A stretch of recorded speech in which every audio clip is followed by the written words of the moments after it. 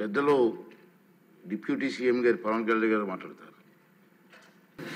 నమస్కారం అధ్యక్ష, మీకు అవకాశం ఇచ్చినందుకు గౌరవ ముఖ్యమంత్రి గారికి ఈ ఎక్సైజ్ పాలసీ మీద ఈ శ్వేతపత్రాన్ని సమర్పించిన విధానం చాలా లోతుగా ఉంది, సమగ్రంగా ఉంది. ఎక్సైజ్ పాలసీకి సంబంధించి గత 5 సంవత్సరాల్లో ఎలాంటి సమస్యలు ఉన్నాయి, ప్రజలు ఎలాంటి బాధలు పడ్డారు, ముఖ్యంగా ఇలా కల్తీ సారా తాగి, ఇలాంటి ఇలిసిట్ లిక్కర్ తాగి, వారి ప్రైవేట్ బ్రాండ్స్ తాగి ప్రజలు ఏ స్థాయికి వెళ్ళిపోయారు అనేది ప్రత్యక్షంగా నేను కూడా చాలా నా దగ్గరికి వచ్చి చాలా సమస్యలు చెప్పుకున్నారు ప్రజలు. ముఖ్యంగా గుంటూరు నుంచి ఒక బాధితురాలు వచ్చి భర్తను తీసుకొచ్చింది. భర్తను తీసుకొచ్చి నా భర్త నన్ను కొట్టేస్తున్నాడు, మీరు మాట్లాడండి, వీళ్ళు మందు తాగిని చెప్పి ఆవిడ పాపం బాధపడుతుంటే ఉన్నది దెబ్బలు చూపించింది. భర్తను అడిగితే భర్త ఏమన్నాడంటే, నేను ఎప్పుడు ఇలా చేసేవాడిని కాదు, మందు తాగగానే నాకు అట్లా అయిపోతుంది, ఇది నర్వస్ డిజార్డర్ వచ్చేస్తుంది, న్యూరలాజికల్ డిజార్డర్ వచ్చేస్తుంది అనేది తర్వాత దీంట్లో తెలియదు అధ్యక్ష. భూమి ఒకసారి అంటే ఇది ఇంకా విష్ణుకుమార్ రాజు గారు చెప్పినట్టుగా ఇది ఇంకా 3,000 కోట్లుగా చాలా లోతైన దోపిడీ జరిగింది. దీంట్లో లాస్ ఆఫ్ కన్సిడరబుల్ రెవెన్యూ దాదాపు 18,860 కోట్ల 51 లక్షలు అనేది ప్రాథమికంగా తేలింది. దీంట్లో అంటే ప్రజలకు కావాల్సిన డబ్బు, ప్రజలకి రావాల్సిన డబ్బు ఇవన్నీ కూడా ఎక్కడికి వెళ్ళిపోయినాయి. నిన్న ప్రధానమంత్రి గారు మనకి కేంద్రం బడ్జెట్లో మనకి 15,000 కోట్లు ఇవ్వగానే ఇందాక గౌరవ ముఖ్యమంత్రి గారు చెప్పినట్టుగా మనం అందరం చాలా ఆనందపడ్డాం. దీంట్లోనే నిజంగా ఈ 15,000 చిల్లర కోట్లు మనకు వచ్చిందంటే అసలు క్యాపిటల్కి ఇబ్బంది కూడా ఉండేది కాదు. పోలవరం చాలా వరకు అయిపోయింది. ఇవన్నీ పక్కన పెడితే అధ్యక్ష, నిన్న రివ్యూ చేస్తా ఉంటే ఒక 20,000 తీసుకున్నాడు ఒక అధికారి, మన ఏసీబీ వాళ్ళు తీసుకున్నారు, ఇంటర్ డిపార్ట్మెంటల్ ఎంక్వైరీ చేస్తాం అని చెప్పేసి ఒక రివ్యూ ఏదో కేసు గురించి చదువుతా ఉంటే తనకి కాంపెన్సేషన్ రావాలి, తనకి కోర్టుకి వెళ్ళారు. అది మాట్లాడుతున్నా ఒకటే అనిపించింది, ఒక చిన్నపాటి ఉద్యోగి తప్పు చేస్తే 20,000 రూపాయలు లంచం తీసుకున్నాడని చెప్పి లంచం తీసుకున్నందుకు ఏసీబీ ఎంక్వైరీ ఉంది, లేదంటే డిపార్ట్మెంటల్ ఎంక్వైరీ ఉంది. అలాంటిది రాష్ట్ర వ్యవహారాలు నడిపే ముఖ్యమంత్రి కానీ వారి సంబంధిత సభ్యులు కానీ స్టేట్ ఎక్స్చెకర్కి 18,860 కోట్ల రూపాయలు పైచిలకు ప్రప్రథమంగా ఇక్కడే మనకు తేలుతూ ఉంటే వీళ్ళు శిక్ష పడకుండా ఎలా తప్పించుకుంటారు? శిక్ష పడాలి. మనకి నైతిక బలం, నైతిక హక్కు ఎలా ఉంటుంది అధ్యక్ష? మనకి ఒక అధికారి 20,000 రూపాయలు నువ్వు తప్పు చేశావని చెప్పి ఏసీబీకి పట్టిస్తున్నావు. వీళ్ళేమో దారుణంగా 18,000 కోట్లు అటు ప్రజల్ని కనీసం వాళ్ళ క్వాలిటీలు మన లిక్కర్ మనకి తాగాలని చెప్పి ఎవరిని మనం కూర్చోబెట్టి మనం పెంపొందించట్లా. ఓకే, ఒక వ్యసనం అనుకోండి, దానికి ఏదైనా పేరు పెట్టుకోండి. ముఖ్యంగా మనకి మద్యపాన నిషేధం అనేది చాలా చాలా కష్టమైన విషయం, ముఖ్యంగా ఆంధ్రప్రదేశ్. ఒకవైపు యానాం, ఇంకోవైపు మనకి మధ్యప్రదేశ్, ఇంకోవైపు చూస్తే మనకి తెలంగాణ, ఒరిస్సా, తమిళనాడు, కర్ణాటక, ఇన్ని బార్డర్స్ని షేర్ చేసుకొని మద్యపాన నిషేధం అనేది ఇప్పుడు చాలా కష్టసాధ్యమైన విషయం. గతంలో కూడా చేశారు, సాధించలేకపోయాం. ఇప్పుడు రెగ్యులేట్ చేయాల్సిన అవసరం ఉంది. ఇందాక గౌరవ సభ్యులు బుచ్చయ్య చౌదరి గారు చెప్పినట్టుగా ఒకటి స్టేట్ ఎక్స్చెకర్కి లాస్ జరిగింది, ప్రజలకి ఆరోగ్యానికి హాని జరిగింది. దాంతోపాటు అసలు ఈ వ్యసనాన్ని తగ్గించే పరిధిలో కూడా కొంత ఉన్నారు, కొంత బడ్జెట్ కేటాయించాలి. ముఖ్యంగా డీ అడిక్షన్ సెంటర్స్ కానీ వీటితో పాటు కేటాయించాలి. అది కూడా సూచన బుచ్చయ్య చౌదరి గారు చెప్పిన సూచన కూడా మనం పరిగణలో తీసుకోవాలి అధ్యక్ష.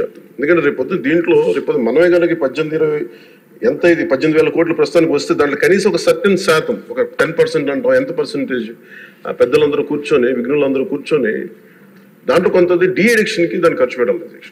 కేవలం దాన్ని ఆదాయంగా చూడకుండా అట్లీస్ట్ ఒక 10% డీ అడిక్షన్గా దాన్ని డీ అడిక్షన్ సెంటర్స్ ఖర్చు పెట్టాలి. కానీ అన్నిటికంటే కూడా ఈ రోజున గౌరవ ముఖ్యమంత్రి గారు చెప్పింది, వీళ్ళని ఎలా ఇన్వెస్టిగేషన్ అంటే అలిగేషన్స్, దీనికి ఎండ్ అయింది ఈ ప్రజెంటేషన్.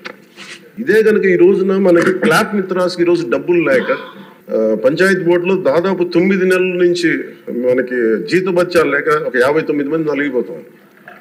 అలాగే ఫీజు రీయింబర్స్మెంట్ లేక విద్యార్థులు నలిగిపోతా ఉన్నారు. స్టేట్ ఎక్స్చెకర్లో డబ్బులు లేవు. కానీ అందరూ ఇన్ని కోట్లాది మంది జీవితాలతో ఆడుకుని వీళ్ళ చేతుల్లో మటుకు ఇన్ని వేల కోట్లు, దాదాపు విష్ణుకుమార్ రాజు గారు చెప్పినట్టు 30,000 కోట్లు వెళ్ళిపోయాయి. 18,000 కోట్లు ముందస్తుగా తెలుస్తుంది, కానీ ఇంకా లోతుగా చూస్తే అది చాలా పెద్ద ఇది స్కామ్, ఇది దోపిడీ. వీటిని కనుక మనం వదిలేస్తే, తప్పు చేసిన వాళ్ళని గత ప్రభుత్వం సంబంధించిన ఇది ఇట్స్ నాట్ అబౌట్ వెండట, పగా ప్రతీకారం కాదు, కానీ వీళ్ళని స్వేచ్ఛగా కనుక వదిలేస్తే, వాళ్ళ అదృష్టవశాత్తు ఈరోజు వాళ్ళు అక్కడ లేరు. వాళ్ళు కనుక ఉండుంటే వాళ్ళకి నిజంగా వాళ్ళకి సమాధానం చెప్పాల్సిన పరిస్థితి ఉండేది. తప్పించుకొని పారిపోయారు వాళ్ళు ఈరోజు, తప్పించుకొని పారిపోయారు వాళ్ళు. We have to make them accountable అధ్యక్ష. వాళ్ళు we have to bring them into accountability. They have to B penalised. వాళ్ళు దయచేసి గౌరవ ముఖ్యమంత్రి గారికి నేను మీ తరపు నుంచి ఆయనకి తెలియజేసుకున్న అధ్యక్ష, దయచేసి వీరిని please we have to penalise them sir. వాళ్ళకి సరైన శిక్ష పడాలి సార్. వీళ్ళకి తప్పించుకోవడానికి కుదరదు సార్.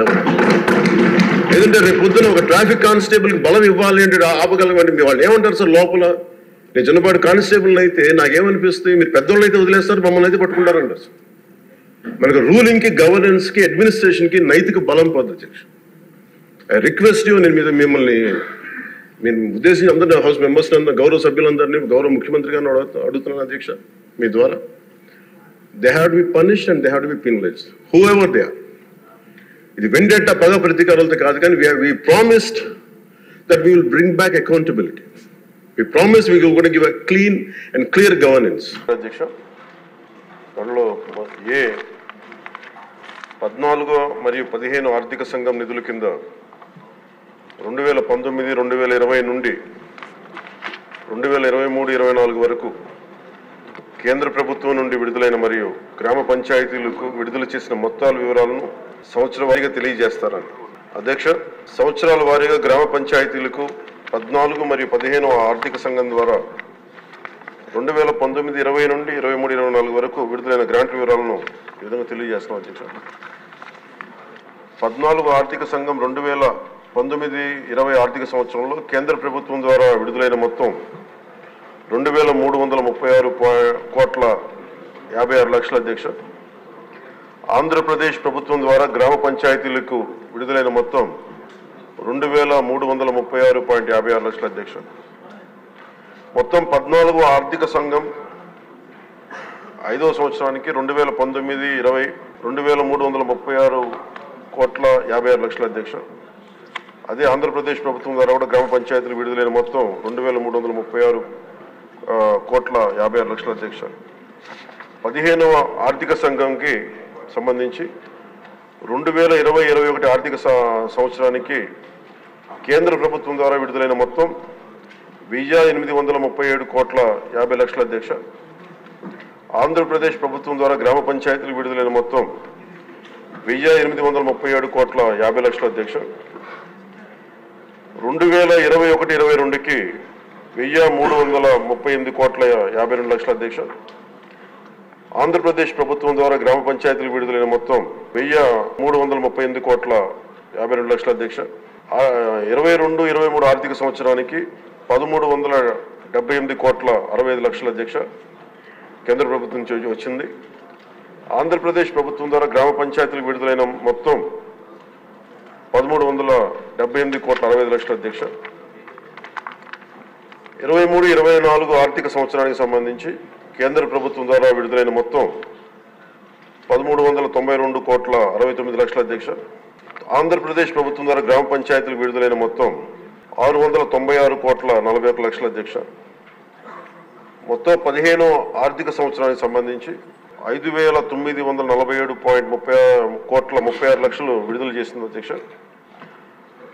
ఆంధ్రప్రదేశ్ ప్రభుత్వం ద్వారా గ్రామ పంచాయతీలకి విడుదలైన మొత్తం 5,251 కోట్ల 8 లక్షల అధ్యక్ష. ఈ 14 మరియు 15 ఆర్థిక సంఘం వెరసి మొత్తం 8,283 కోట్ల 92 లక్షలు విడుదల చేశారు అధ్యక్ష. ఆంధ్రప్రదేశ్ ప్రభుత్వం మటుకు 7,587 కోట్ల 64 లక్షలు విడుదల చేశారు అధ్యక్ష గ్రామ పంచాయతీలకి. కేంద్ర ప్రభుత్వం ద్వారా విడుదలైన మొత్తంలో ఇంకా 696 కోట్ల 28 లక్షలు ఆంధ్రప్రదేశ్ ప్రభుత్వం ద్వారా గ్రామ పంచాయతీలకి ఇంకా విడుదల కావాల్సింది అధ్యక్ష. ఈ రెండో ప్రశ్నకు అధ్యక్ష, నిధుల నిలిపివేత కారణంగా గ్రామ పంచాయతీలకు ఎదుర్కొంటున్న ఇబ్బందుల విషయాన్ని ప్రభుత్వం గుర్తించిందని గౌరవ సభ్యులు అడిగారు అధ్యక్ష. గుర్తించాం అధ్యక్ష. సకాలంలో నిధులను విడుదల చేయనందున ప్రభుత్వం ఈ కింద సమస్యలను గుర్తించింది. 1, గ్రామాల్లో పారిశుద్ధ్యం సరిగ్గా లేకపోవడం, పారిశుద్ధ్య కార్మికులకు నెలవారీ వేతనాలు చెల్లించకపోవడంతో అనేక గ్రామ పంచాయతీల్లోని 21,000 మంది పారిశుద్ధ్య కార్మికులు విధులకు హాజరు కావడం లేదు.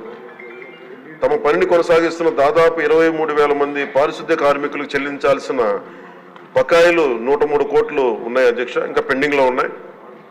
తగినంత మంచి పారిశుద్ధ్య కార్మికులు లేనందువల్ల గ్రామాల్లో చెత్త కుప్పలుగా పెరిగిపోయి ఆరోగ్యానికి హాని కలిగిస్తూ ఉంది.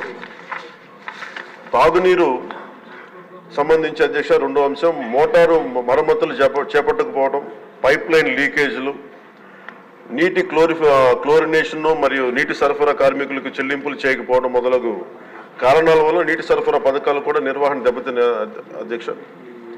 అలాగే మూడో అంశం, వీధి దీపాలు.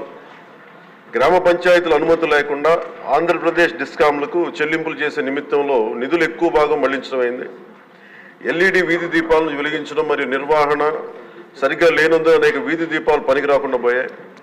ఇది గ్రామీణ మహిళల రక్షణ మరియు గ్రామస్తుల భద్రత మొదలైన వాటితో సహా గ్రామంలోని అన్ని జీవన అంశాలపై ప్రతికూల ప్రభావాన్ని చూపింది.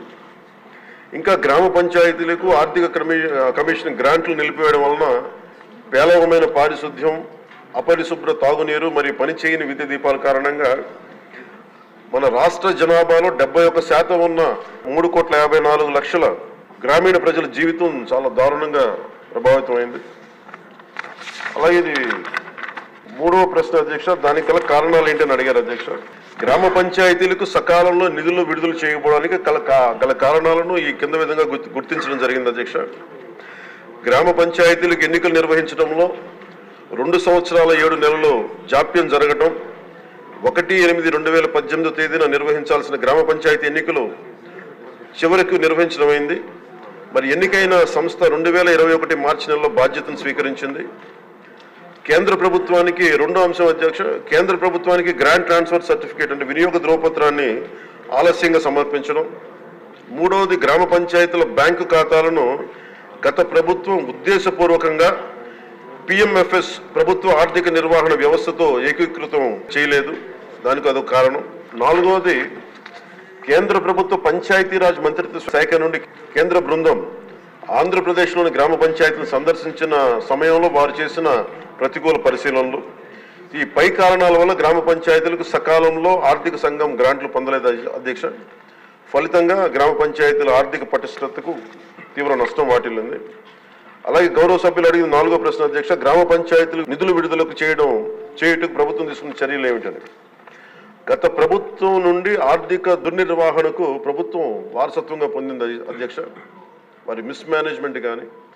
అలాగే అందువల్ల రాష్ట్రంలోని గ్రామ పంచాయతీల ప్రస్తుత ఆర్థిక స్థితి యొక్క వారసత్వాన్ని ఈ ప్రభుత్వం తీసుకుంది అధ్యక్ష. మరి సకాలంలో నిధులు విడుదల వీలు కల్పించడానికి మరియు గ్రామ పంచాయతీలు పటిష్టపరచడానికి కూడా రోడ్ మ్యాప్ని రూపొందించడం అవుతుంది అధ్యక్ష.